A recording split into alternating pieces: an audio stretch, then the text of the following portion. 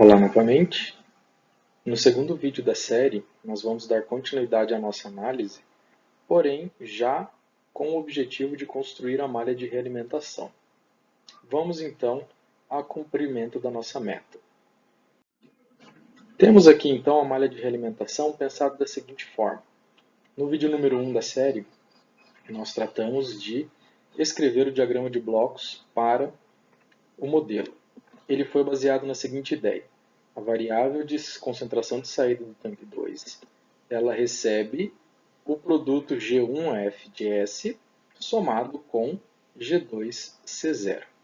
Agora, basta que nós explicitemos como cumprir a meta de controlar a variável C2, que vai ser passível de ser perturbada pela variável de concentração de entrada do tanque 1, C0', e para cumprir qualquer modificação que me ajude a controlar a concentração de saída no tanque 2, eu vou, por meio da válvula de controle instalada na vazão de entrada do tanque 1, movimentá-la para manipular a vazão e cumprir a minha meta de controle. Para manipular a vazão, eu necessitarei da válvula propriamente dita. A válvula vai ter uma função de transferência para ela, conhecida para nós como GV de S. Vejam que aqui eu vou poder fazer uma aproximação para essa função de transferência, que vai ficar explícito no futuro. G1 e G2 são funções de transferência provenientes diretamente da análise da modelagem do processo. Porém, como é que a válvula vai funcionar? A ideia é que a válvula receba instruções do controlador. O controlador vai receber a informação de que a variável C2 está ou não no seu valor desejado. Se ela fugir do valor desejado definido pelo setpoint desta variável, aí o controlador vai passar a instrução adiante para a válvula para que ela abra ou feche esta vazão, aumente ou diminua a vazão, fazendo então a regulação do problema, trazendo de volta a variável C2 para o seu valor inicial e desejado. Ou se for o caso de você estudar o problema servo, que é aquele onde você deseja que o setpoint mude, você vai poder fazer isso também mexendo na vazão pela manipulação da válvula. Então, quem deve estar em contato com a válvula a partir de agora? O próprio controlador, porque é ele que vai passar adiante as informações para que a válvula se abra ou se feche. O controlador ele vai ter que se basear em alguma informação para a tomada de decisão. Veja que aqui já está explícita a variável de erro. O erro vai ser definido como a diferença entre a variável controlada, que é aquela que eu desejo controlar, C2' de S, e o valor em que ela deve trabalhar, ou seu valor no setpoint. Então, a ideia é que haja um ponto de soma onde o setpoint seja informado e ele seja subtraído da variável controlada, para que o erro seja definido, então, pela diferença entre setpoint e variável real. Se houver algum valor diferente de zero para o erro, aí ele passa essa instrução adiante e o controlador vai dar conta de manipular a válvula para que a válvula atue no processo e corrija qualquer desvio dado pelo erro. Então, para isso eu preciso fechar a minha malha de realimentação. Veja que o bloco H de S ele nada mais é do que o bloco do transmissor. Por quê? A concentração na saída do tanque 2 ela precisa ser medida e é justamente essa informação que vai ser comparada com o setpoint. Se esses valores forem iguais, não há necessidade de tomar nenhuma ação de controle.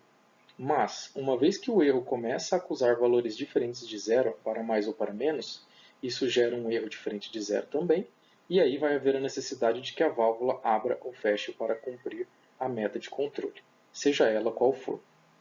Aqui eu preciso destacar apenas a presença de um bloco e de uma constante chamada KSP, que aqui nada mais é do que uma constante de proporcionalidade que adequa as unidades da malha. A concentração ela vai ser dada em libras por galão, mas o cálculo vindo do meu transmissor sensor e também o cálculo de erro, ele vai ser dado em porcentagem. Por isso não dá para fazer o cálculo do erro misturando valores em libras por galão com porcentagens. Esse bloco vem para adequação de unidades.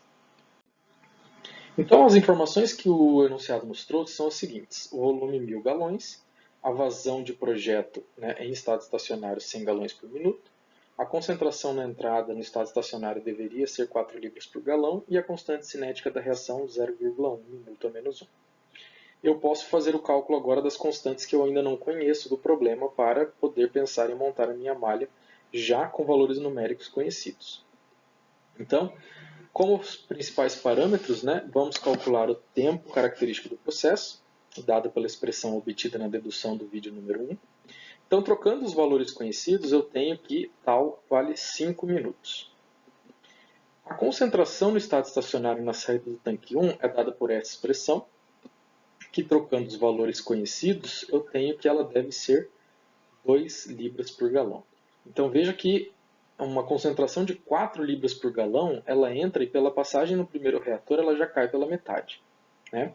Se o sistema estiver funcionando plenamente em estado estacionário, é isso que deve acontecer.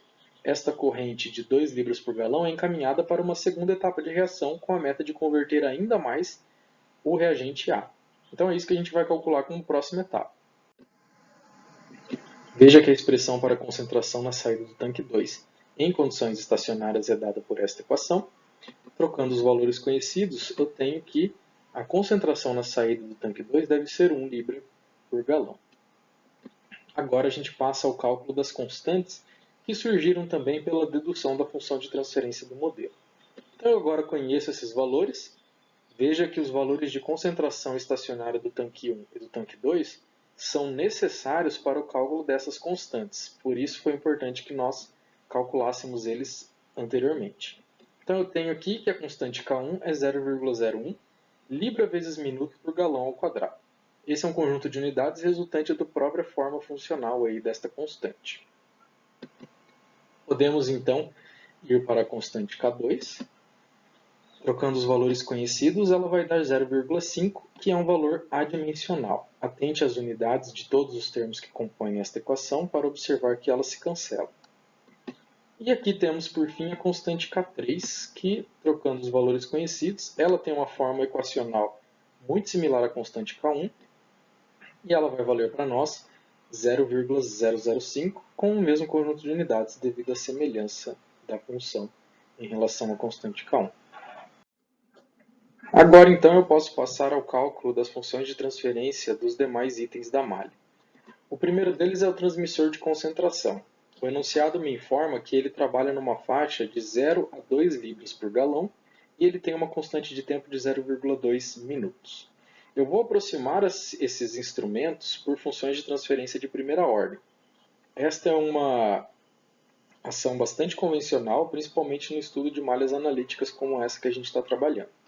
Então, primeiramente, eu vou calcular o ganho do transmissor.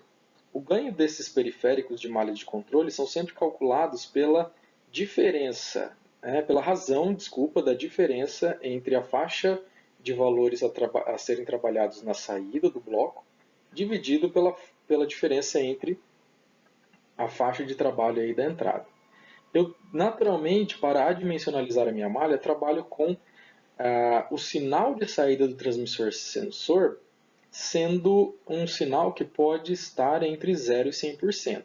Então, entre o máximo e o mínimo deste valor em porcentagem. E a entrada é justamente a unidade da medida que ele faz, e esse sensor mede em libras por galão. Então, o ganho deste instrumento vai valer 50 e a unidade dele é a porcentagem da saída do transmissor dividido por libra por galão. De forma geral, a constante KSP, que é aquela que adequa as unidades do meu set point, ela pode ser igualada ao ganho do transmissor sensor, com isso a conversão de unidades fica adequada e eu não vou ter um desequilíbrio dimensional ao longo da minha malha. Logo, a função de transferência de primeira ordem para o transmissor sensor é dada pela forma convencional de primeira ordem que nós conhecemos. Então ele vai ser 50 dividido por 0,2, que é o tempo característico aí do meu transmissor, vezes S mais 1. Então este bloco vai representar como o meu transmissor de concentração varia a sua medida em função do tempo. Então o próximo bloco a ser avaliado vai ser o bloco que representa a válvula de controle e sua função de transferência. O enunciado nos informa que a válvula de controle possui uma constante de tempo igual a 0,1 minuto. Ele também nos informa o ganho da minha válvula. Isso já é conhecido sem a necessidade de cálculo. Ele vale 2,46 galões por minuto dividido por porcentagem da saída do controlador. Logo, eu posso aproximar aí a função de transferência para a válvula por uma função de transferência de primeira ordem também, nesta forma, 2,46 dividido por 0,1 S mais 1. E por fim, eu vou apenas destacar o controlador PID. Ele tem uma função de operação já pré-determinada, que é a função de 3 parâmetros ajustáveis. Nós não calculamos esses parâmetros neste momento do problema, eles são parâmetros que serão sintonizados após a análise de estabilidade da função de transferência da malha. Então, quando nós soubermos a região estável de trabalho desta malha, aí sim nós poderemos sintonizar o controlador PID.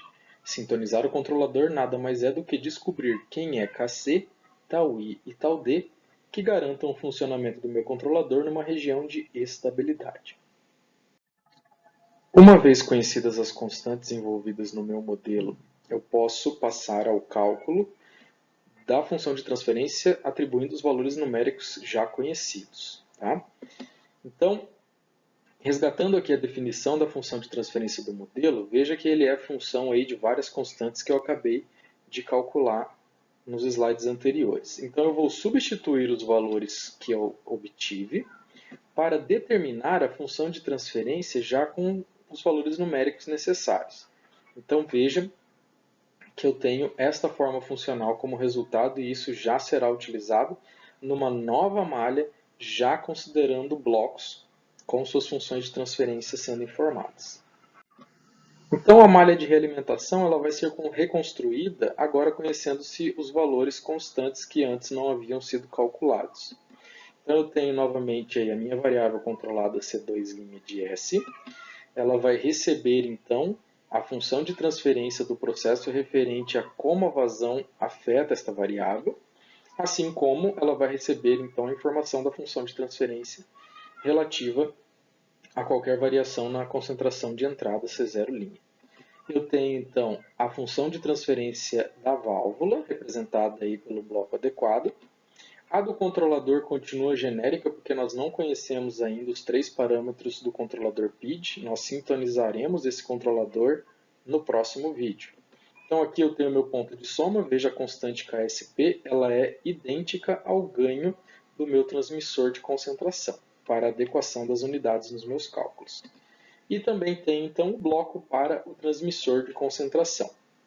Agora eu tenho a minha malha de controle em sua forma muito mais realista do que a forma genérica deduzida inicialmente. A partir desta malha, nós poderemos obter a função de transferência que representa esta malha, a equação característica do processo, e isso viabilizará o estudo da estabilidade da malha e uma eventual sintonização do controlador. Então eu fico por aqui e nos vemos no próximo vídeo que tratará da estabilidade e sintonização do controlador que fará com que esta malha funcione de forma automática. Até a próxima!